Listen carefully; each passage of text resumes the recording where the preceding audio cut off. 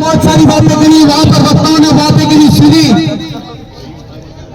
लेकिन जहां पर इस राज्य और देश के अंदर आरक्षण का मसला शुरू होता है, आरक्षण वो है कि जब इस देश के अंदर राजा महाराजाओं के साथ में लड़ाई हुई तो जिन लोगों का सबसे ज्यादा शोषण हुआ और इस देश के अंदर आजादी मिली तो अंग्रेजी हुकूमत के सामने हमारे लोगों ने सबसे ज्यादा लड़ाई लड़ी और हमारे उन लोगों ने अपने प्राणों की आहुति देकर इस देश को आजाद कराने में हम लोग भूमिका निभाई। आज अगर सरकारी सेवाओं के अंदर लोगों को लोकतांत्रिक व्यवस्था के माध्यम से हम लोगों को सरकारी सेवाओं के अंदर प्रतिनिधित्व से दूर रखा गया तो हमको सरकारी सेवाओं के अंदर प्रतिनिधित्व कैसे मिले? वो है आरक्षण। आरक्षण का मतलब मैं मोटे मोटे तौर पर आपसे बहुत कम समय में बात कहना चाहूंगा तो 5 जनवरी 2011 को सुप्रीम कोर्ट ने कहा कि आदिवासी इस देश का मूल मालिक है और अनुसूचित इलाके के अंदर यह कहा जाता है कि जिस अनुसूचित इलाके के अंदर आदिवासी है वहां की कृषि की भूमि कोई भी सरकार है, कोई भी कंपनी नहीं खरीद सकती और ना ही उसको ले सकती। तो मेरे कहने का मतलब यह है कि अगर 100 कुर्सी लगा दी जाती है वो 100 कुर्सी पर कौन बैठेगा ये तय नहीं होता है, लेकिन 45% रिजर्वेशन जो पहले से तय होता है कि 100 कुर्सी पर 45 आदमी आदिवासी बैठेंगे यानी मालिक बैठेंगे, ये तय होता है आरक्षण। मेरा आपसे कहना है कि वहां पर कई वक्ताओं ने बात कही थी और कहा गया था कि यहाँ पर राज्य के अंदर जितनी सरकारी सेवाओं के अंदर वैकेंसी निकली है, भर्तियां निकली है, उन भर्तियों को में आदिवासियों को पीएचडी क्षेत्र का 45% आरक्षण है, वो 45% आरक्षण भी नहीं दिया जा रहा है। अगर 45% आरक्षण नहीं दिया जा रहा है, क्या यह हमारे साथ में न्याय हो रहा है? नहीं हो रहा है। और आप सब लोगों को, हम सब लोगों को सोचने की जरूरत है कि जब राज्य के अंदर अनुसूचित इलाके के अंदर कोई अधिसूचना जारी होती है, उस अधिसूचना का पालन वहां पर कार्मिक विभाग के अंदर जो नोटिफिकेशन जारी होता है वो पालन नहीं होता है, वो पालन नहीं होता है। तो वो गड़बड़ी किसकी? वहां पर बैठने वाले बाबुओं की और वहां पर बैठने वाले अधिकारियों। मैं मोटे मोटे तौर पर मेरे पास में कागजों का पुलिंदा है और मैंने ये विधानसभा के अंदर जानकारी मांगी, उस जानकारी के माध्यम से ये विधानसभा की सदन के अंदर से जवाब आया है कि उन लोगों ने वहां पर हमारे सांसद महोदय ने भी आपको बात बताई थी।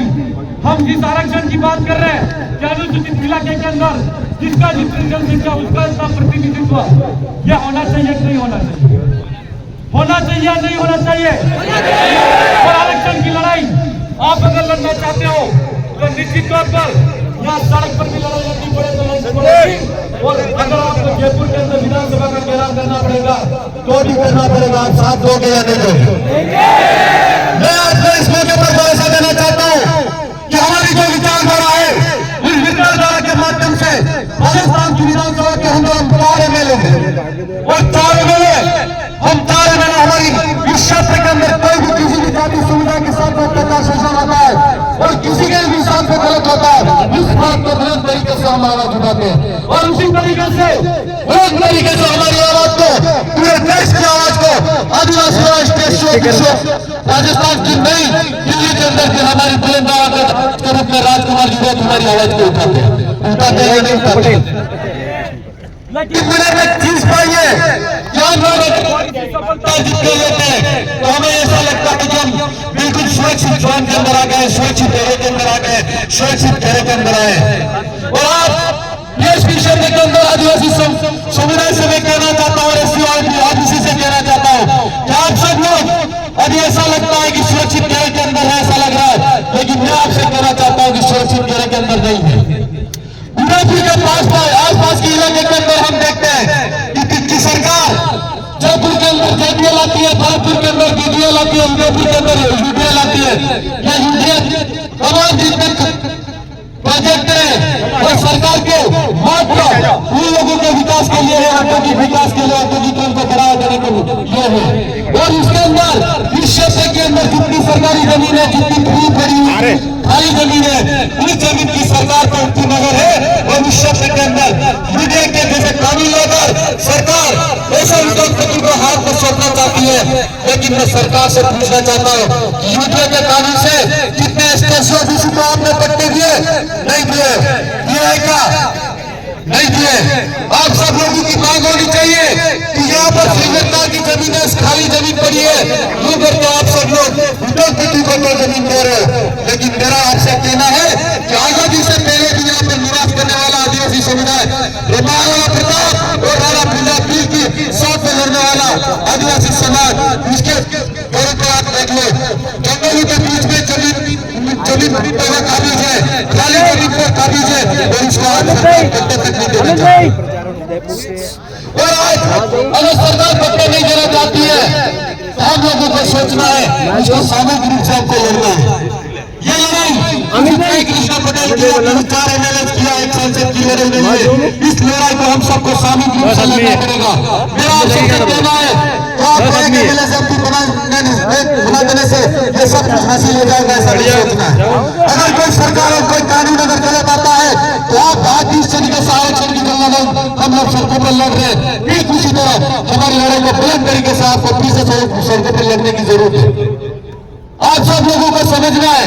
मैं आप सबसे ये बात इसलिए कहना चाहता हूँ कि आज उदयपुर के आसपास के इलाके के अंदर 90% ऐसे लोग हैं, उद्योगपति माफिया लोग हैं, जिन्होंने खाली पड़ी जमीन है, सरकार की जमीन है, जंगल की जमीन को यूडीए जैसे कानून लाकर उद्योगपतियों के हाथों में सौंपने का काम किया है, किया या नहीं किया है। अगर ऐसा मामला आता है तो मैं आप सबसे कहना चाहता हूँ कि आप में से 5-10 लोग अगर फ्री है और उन लोगों को लड़ने का वादा रखते हैं, हिम्मत रखते हैं, जब सरकार हमारा साथ नहीं देती है, शासन हमारा साथ नहीं देता है, प्रशासन हमारा साथ नहीं देता है, तो सत्ता के अंदर अगर विपक्ष की भूमिका में हम लोग हो तो आप सब लोगों को हाईकोर्ट और सुप्रीम कोर्ट का रास्ता अपनाना चाहिए। मैं निश्चित तौर पर दावे के साथ कह सकता हूँ कि यहाँ पर अनिश्चित इलाके के अंदर अगर आदिवासी कोई भी केस लड़ेगा, सुप्रीम कोर्ट और हाईकोर्ट के अंदर हम लोग जीतेंगे। ये मेरा आप सबसे कहना है। मेरा आप सबसे कहना है कि हमारी लड़ाई को सड़क पर सही तरीके से लड़ी जा रही है, विधानसभा की सदन के अंदर लड़ी जा रही है, लोकसभा की सदन के अंदर सही तरीके से लड़ी जा रही है। तो निश्चित तौर पर मेरा आप सबसे युवा साथियों से जिनसे कहना है, यूट्यूब के माध्यम से जो सुन रहे उनसे भी कहना है कि आप सब लोगों को इस लड़ाई के अंदर कंधे से कंधा मिलाकर साथ देने की जरूरत है। आज सरकार एक ऐसा प्लान ला रही है, हम सब देख रहे हैं, जितने भी उद्योगपति हैं उन उद्योगपति को आसानी से जमीन मिल रही है, लेकिन सदियों से आजादी से भी पहले राजा महाराजाओं के काल से इस जमीन पर आदिवासी काबिज है, उसको पट्टा देने में सरकार में जोड़ा है।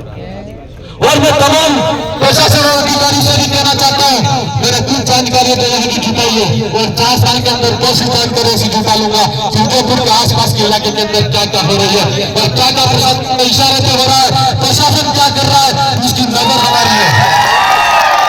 और मैं उदयपुर के तमाम साथियों से कहना चाहता हूँ कि भले ही मैं यहाँ पर एमएलए को बागी दे रखा हूँ, लेकिन राजस्थान की विधानसभा के अंदर देखता हूँ आप सबके अंदर किसी बात के अंदर कोई किसी के साथ में अत्याचार शोषण होता है तो निश्चित तौर पर आपके साथ में कंधे से कंधा मिलाकर आकर खड़े होने की कोशिश करूंगा और आपके लिए लड़ने की काम विधानसभा की सदन के अंदर भी करूंगा। आज मेरा साथियों श्वास नहीं था, लेकिन ये जय जोहार का नारा ही ऐसा है टेबलेट में घर से यहाँ तक आकर टेबलेट से सही नहीं हुआ, लेकिन आप सबके जय कारों ने मुझे यहाँ पर एकदम तंदुरुस्त कर दिया ऐसा लग रहा है। ये पावर ये ताकत हम सब में होनी चाहिए। मैं मोटे मोटे तौर पर आप सबसे कहना चाहूंगा कि अभी यहाँ पर राजस्थान राज्य विद्युत उत्पादन निगम की जो भर्ती हुई उसके अंदर इलाके के अंदर जो भर्ती हुई है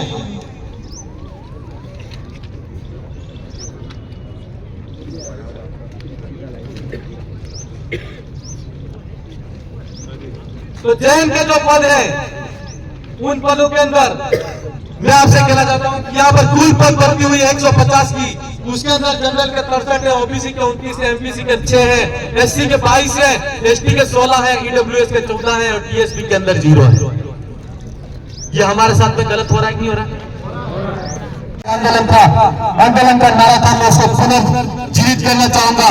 मैं चाहूंगा कि आप बहुत सारे जयकारा का नारा पर बुलंद तरीके से पूरे उदयपुर शहर के अंदर जाना चाहिए। 20-20 क्षेत्र के हर युवा के फॉर्म में चलना चाहिए कि नहीं चलना चाहिए। मैं नारा लगाऊंगा, आपको बोलना है आरक्षण।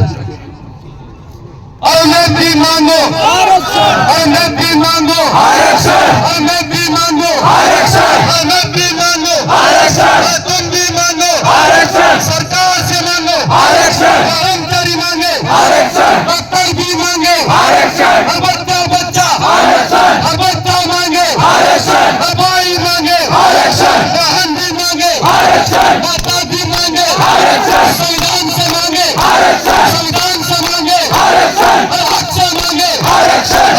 करेंगे आरक्षण, जोर से बोलो आरक्षण, जोर से बोलो आरक्षण। जय जोहार का नारा है भारत देश हमारा है, जय जोहार का नारा है भारत देश हमारा है। और हम हमारा हक मांगते नहीं, किसी से भीख मांगते।